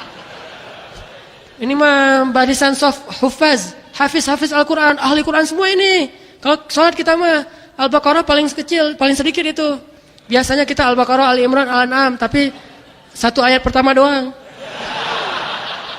Ini saking semangatnya. Jadi dalam ibadah pun jangan mencari sensasi pribadi, pertimbangkan juga unsur ini menyusahkan orang enggak. Jadi kalau tadi yang rakaat kedua agak panjang, maaf ya, soalnya belum ada anak kecil menangis. Kalau ada anak kecil menangis pasti saya baca Al-Ikhlas. Qul huwallahu ahad Allah. Kenapa Ustaz? Anak kecil nangis, ikut sunnah Nabi. Saking Nabi itu sangat care dengan orang-orang di sekelilingnya. Termasuk yang lebih terkenal lagi, Nabi lagi sholat terus sujud ya. Cucunya naik ke atas punggung beliau kan. Padahal kan gampang banget. Kalau cucunya naik ke atas punggung, giniin dikit kan. Bisa. Jadi, oh ya, maaf Rasul. Kan bisa aja. Nabi mah enggak. Didiamin aja. Sampai sahabat juga bingung nih, kenapa sujud lama banget. Tadi kita sujud terakhir bukan karena cucu saya naik ke atas punggung ya. Karena ngantuk. Enggak lah, doa. Jadi Nabi lagi sujud, naik cucunya di atas punggung, dibiarin aja sama Nabi. Nabi tidak mau mengganggu cucunya yang lagi bermain, sehingga Nabi biarkan sampai mereka turun sendiri. Enggak dikasih isyarat atau gerakan apa yang suruh turun gitu, enggak. Tapi dibiarin aja. Begitu udah cucunya udah puas naik di atas punggung beliau, turun, baru Allahu Akbar. Sahabat juga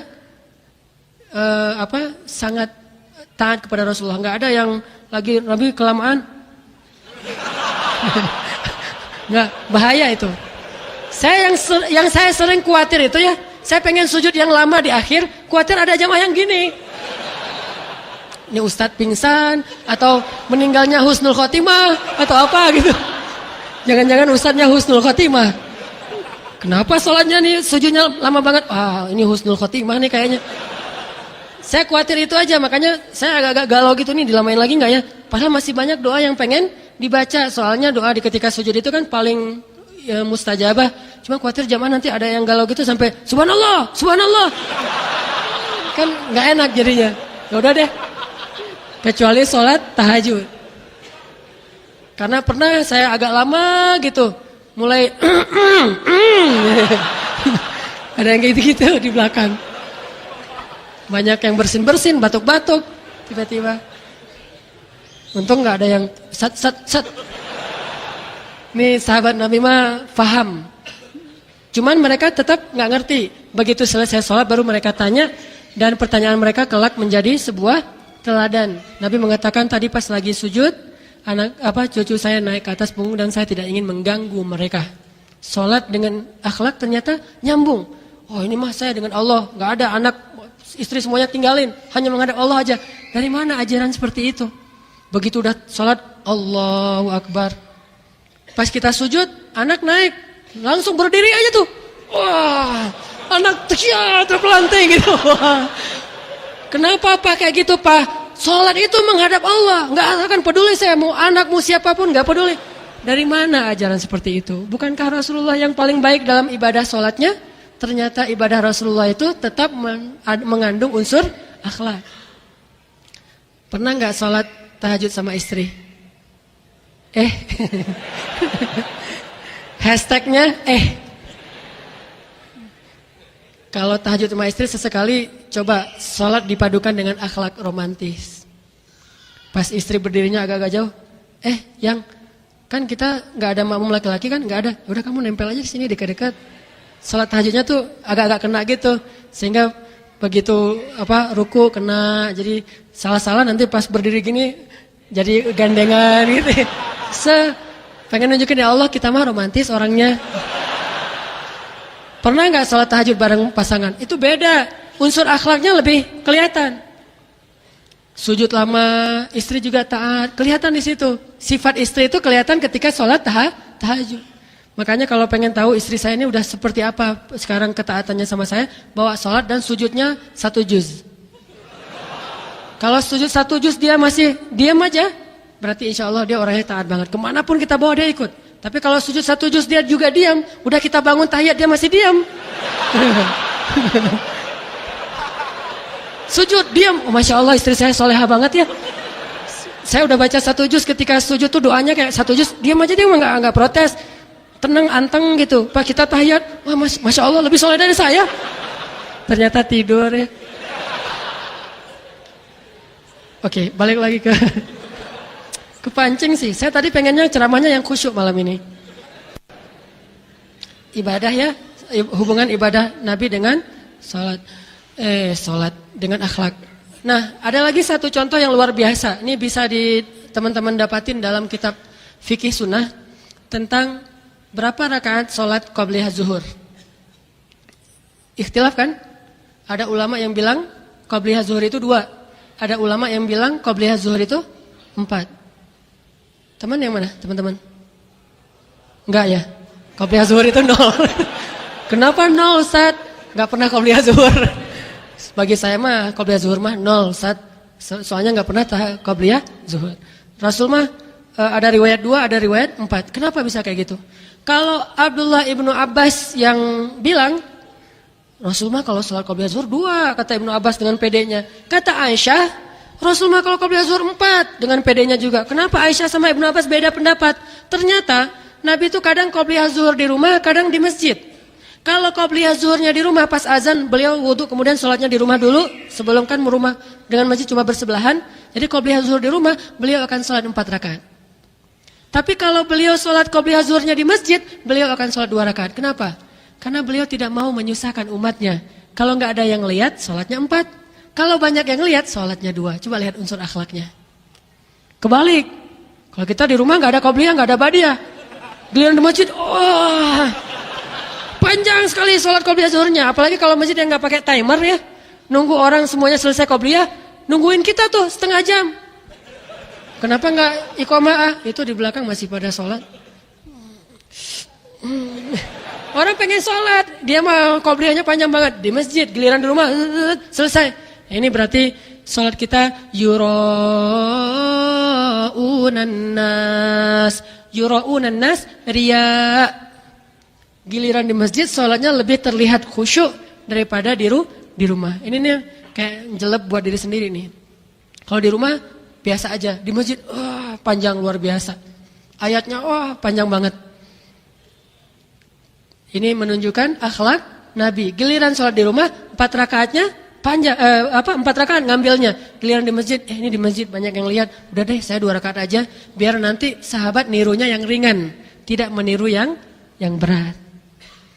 Ini nilai-nilai akhlak yang terselubung di dalam ritual-ritual ibadah Nabi SAW yang luar biasa. Ibadah dan akhlak.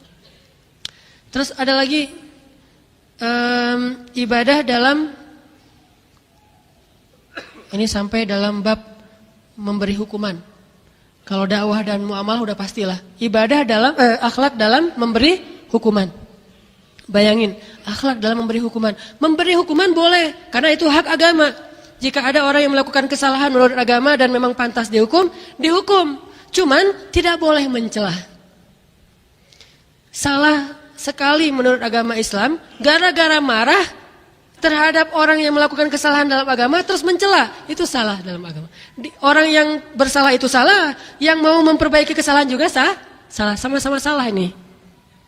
Nabi bersabda di kitab Riyadhus Shalihin itu ada, kalau budak perempuan kalian berzina, bayangin ini kalimat Nabi ini diambil bahasa yang paling ekstrim, budak. Yang dalam culture orang Arab, budak itu rendah. Bukan orang merdeka, budak, perempuan pula. Kalau budak perempuan kalian, ini kayaknya Nabi bukan menggunakan persepsi beliau. Beliau ingin seolah-olah pakai persepsi dan logika orang Arab umumnya. Kalau budak perempuan kalian melakukan zina, maka cambuklah dia, tapi jangan cela dia. Jangan bilang dasar budak, dasar jelek, dasar hitam, dasar apa, apalagi pakai nama-nama hewan, gak boleh. Cambuk dia, karena itu hak agama. Cambuk dia, tapi jangan cela dia. Terus Nabi bilang lagi, kalau dia berzina lagi setelah itu, Besok-besoknya dia berzina lagi, cambuk lagi dia, tapi jangan cela dia. Setelah beberapa lama dia berzina lagi, maka juallah budak itu walau dengan harga seutas tali.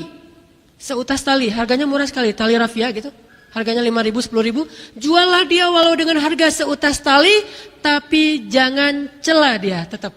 Coba lihat bagaimana mengkombinasikan antara hukuman agama, undang-undang, hukum dengan akhlak. Tidak ada yang terpisah dari akhlak dalam agama ini. Sampai bab kayak gitu juga ada unsur akhlaknya. Jadi sejak kapan kita merasa paling setia kepada agama Islam sampai kehilangan akhlak kita? Sejak kapan? Merasa udah paling membela agama Allah sampai saking semangatnya membela agama Allah kehilangan akhlak. Sejak kapan itu berlaku? Apakah kita lebih setia terhadap Islam daripada Rasulullah? Bukankah Rasulullah itu paling baper urusan agama? Paling sensitif urusan agama? Paling kena banget urusan agama? Paling sedih banget kalau urusan agama? Paling serius kalau urusan agama? Tetapi kenapa tetap tidak kehilangan sisi akhlaknya? Karena akhlak nggak bisa dipisahkan dalam bab apapun dalam agama kita.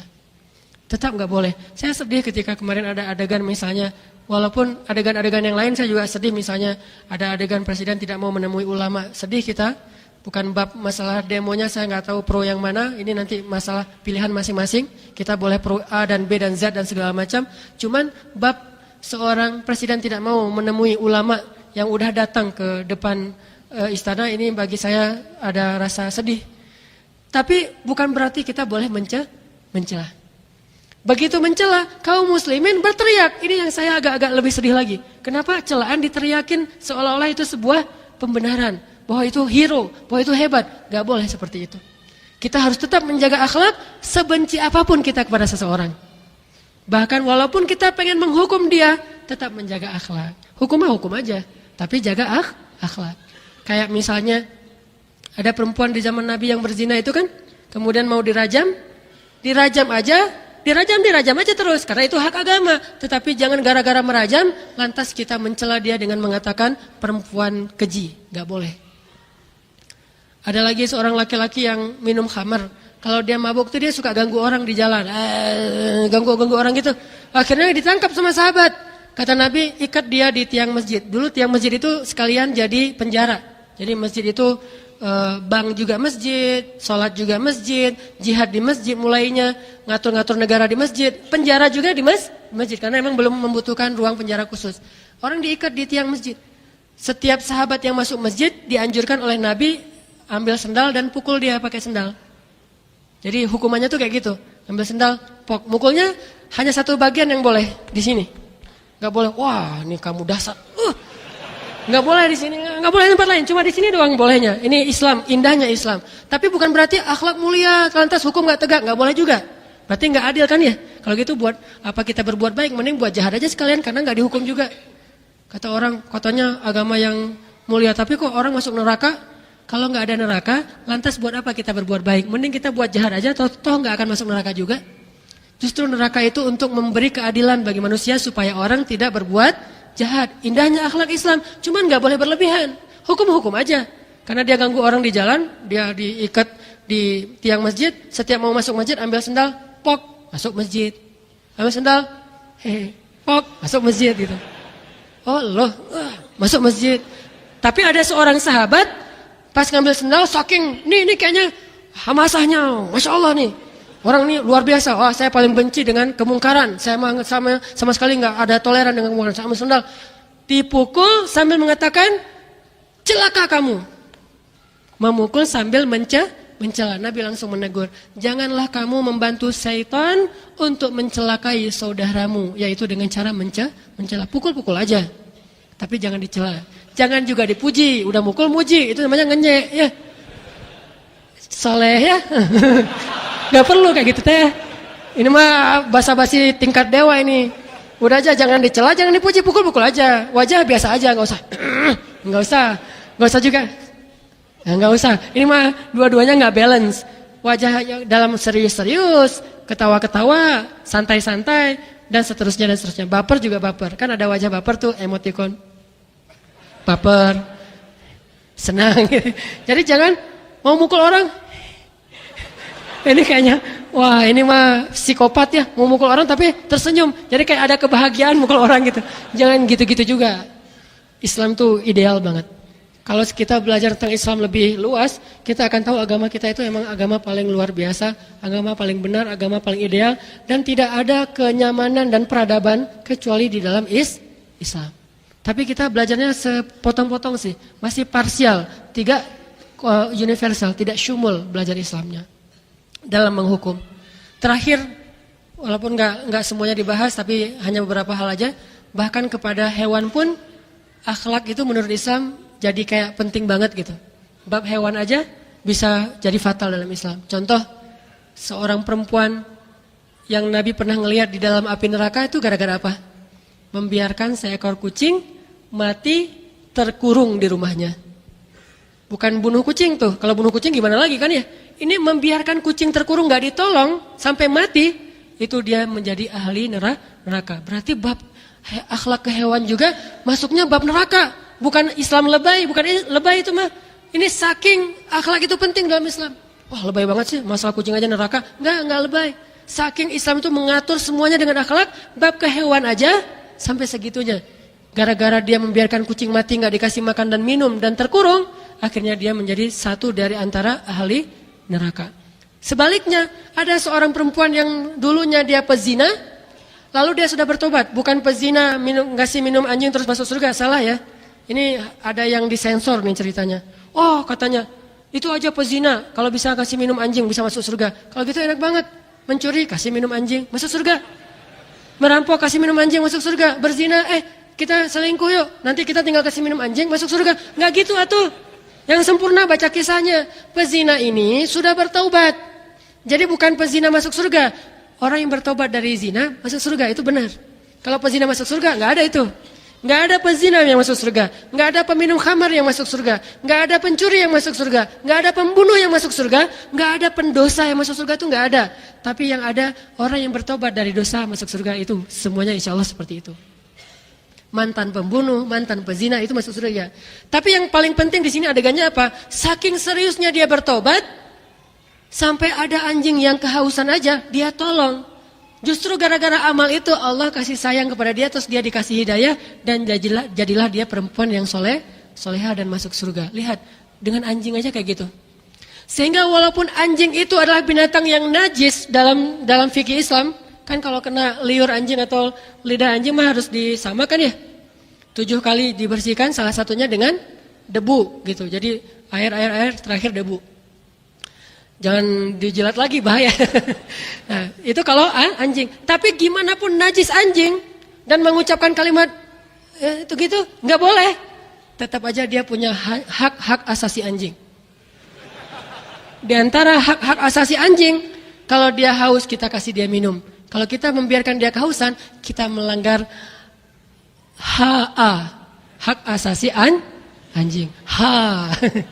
Hak asasi anjing, nggak boleh itu dalam Islam. Padahal hewan najis, gimana hewan yang tidak najis? Dan gimana yang bukan hewan, yaitu manusia? Betapa Islam itu luar biasa, makanya nggak ada satupun bab dalam Islam yang terpisah dari akhlak, itu nggak ada. Nggak ada yang terpisah, semuanya ada unsur akhlak. Tinggal kita ngulik, cari tahu, insya Allah kita akan melihat ternyata Islam itu benar-benar wa ma arsalnaka illa rahmatan lil alamin. Dengan ketegasannya ada akhlak, dengan kemarahannya ada akhlak, apalagi dengan kebahagiaan, kelemah lembutan dan hal-hal yang sifatnya baik, pasti ada akhlaknya. Mudah-mudahan ini bermanfaat. Mari kita tutup dengan banyak-banyak beristighfar. Kita kebanyakan ketawa malam ini. Astagfirullahaladzim. Dan paling banyak dosanya kayaknya saya, gara-gara saya jadi orang ketawa. Astagfirullahaladzim. Kan Nabi bilang, kalau kalian tahu apa yang aku tahu, kalian akan banyak menangis dan sedikit tertawa. Salah saya, susah kebawa-bawa. Maaf ya teman-teman, bukan bermaksud memperolok-olok agama atau mentertawakan orang lain. Hanya saya khawatir mungkin materinya terlalu monoton, membuat kita agak bosan. Mudah-mudahan itu tidak mengurangi rasa khusyuk kita dan juga menangkap pesan-pesan inti dari tausiah malam ini. Dan saya beristighfar atas kesalahan dan kelalaian ini. أعوذ بالله من الشيطان الرجيم بسم الله الرحمن الرحيم الحمد لله رب العالمين الحمد لله حمدا كثيرا طيبا مباركا فيه اللهم لك الحمد ولك الشكر يا الله لك الحمد ولك الشكر يا رحمن لك الحمد ولك الشكر يا رحيم لك الحمد ولك الشكر يا كريم لك الحمد ولك الشكر يا رؤوف لك الحمد ولك الشكر يا حكيم لك الحمد ولك الشكر يا أرحم الراحمين اللهم يا غفار يا غفار يا غفار اللهم يا غفار اغفر لنا ذنوبنا وكفر عنا سيئاتنا ربنا لا تؤاخذنا إن نسينا أو أخطأنا ربنا لا تؤاخذنا إن نسينا أو أخطأنا ربنا لا تؤاخذنا إن نسينا أو أخطأنا ربنا ولا تحمل علينا إصرا كما حملته على الذين من قبلنا ربنا ولا تحملنا ما لا طاقة لنا به واعف عنا واغفر لنا وارحمنا واعف عنا واغفر لنا وارحمنا واعف عنا يا عفو واعف عنا يا كريم اللهم إنك عفو كريم تحب العفو فاعف عنا يا الله فاعف عنا فاعف عنا فاعف عنا يا الله واعف عنا واغفر لنا وارحمنا أنت مولانا فانصرنا على القوم الكافرين فانصرنا يا الله فانصرنا على القوم الكافرين فانصرنا على القوم الكافرين فانصرنا على القوم الكافرين يا كاشف الضر يا قاضي الحاجات يا قاضي الحاجات يا قاضي الحاجات Ya Allah ya Arhamar Rahimin. Ampunkanlah dosa-dosa kami ya Allah, termasuk kesalahan dan dosa serta kelalaian kami pada saat kami mengikuti taklim hari ini ya Allah. Kelalaian kami yang kadang tidak sengaja kami menjadi orang-orang yang tidak serius dan khusyuk dalam menyimak ayat dan hadis-hadis Rasul-Mu ya Allah. Ampunkanlah kesalahan ucapan-ucapan kami ya Allah. Sungguh tidak ada maksud dalam hati kami untuk mempermainkan agama-Mu ya Allah. Kami hanya kadang lalai, kadang terbawa oleh hawa nafsu, dan kami tetap ingin memahami agama-Mu ya Allah. Maafkanlah kami ya Allah, ampunkanlah kesalahan-kesalahan kami ya Allah. Ya Arhamar Rahimin. Tolonglah kami ya Allah, terutama umat Islam di Indonesia. Bantulah kami ya Allah. Jauhkanlah kami dari kezaliman orang-orang yang zalim, dari kejahatan orang-orang yang dengki, daripada permusuhan orang-orang yang kufur kepadamu ya Allah. Mungkin mereka telah merencanakan kemakaran-kemakaran mereka, yang bahkan rencana makar mereka itu mungkin lebih dahsyat daripada semua rencana-rencana kami ya Allah. Mereka telah merencanakan untuk menghancurkan kaum muslimin mungkin dengan rencana yang sangat-sangat matang. Tetapi Engkau alimul ghuyub, Engkau yang maha tahu segala sesuatu. Tidak ada yang tersembunyi darimu ya Allah. Maka gagalkanlah rencana-rencana orang yang zalim itu, agar mereka tidak mencelakai kami ya Allah. Hanya kepadamu kami berserah diri ya Allah. Kami punya Engkau ya Allah. Kalau mereka punya senjata, mereka punya jabatan, mereka punya segala teknologi, tetapi kami punya Engkau ya Allah. Mereka bisa mengetahui setiap ucapan kami, bahkan di dalam media dan di luar media. Maka Engkau maha mengetahui bahkan di dalam hati hamba-hambamu ya Allah. Engkau lebih dahsyat dari semua teknologi mereka ya Allah. Tolonglah kami ya Allah. Jauhkanlah kami dari pertikaian. Jauhkanlah kami dari konflik. Jauhkanlah kami dari peperangan. Biarkanlah kaum muslimin di Indonesia hidup dalam keadaan damai dan menyebarkan agamanya sesuai dengan ajaran Rasulmu dengan akhlak ya Allah.